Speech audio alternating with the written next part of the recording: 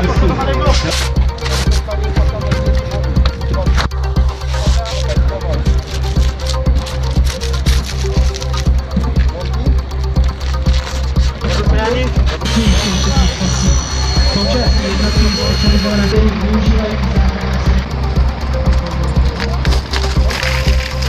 stanovišti číslo 3 vidíte, že hasiči se rozhodli postup do vozidla ohrožené osoby ze zadní části.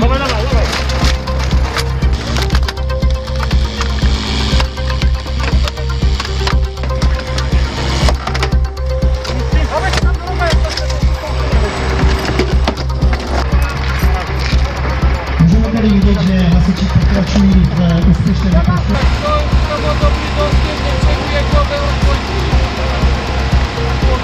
I ty wydajesz komendę teraz.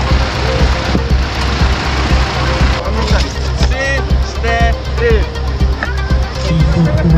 Typu A a následně přístup ke dané osobě, která dostala vedení bezpečnostních hlasů a v tuto chvíli bude probíhat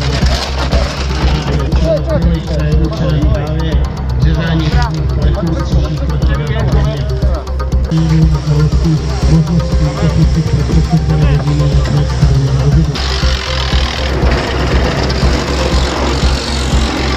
Teď mají řekni, že mají minutu 10 mají uzavřené.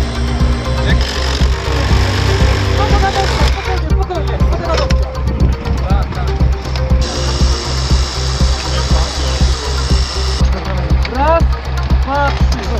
Dobra, dość. Mati, prawo musimy iść. O, dobra, to. Ej, Všechny tři kolegy spousta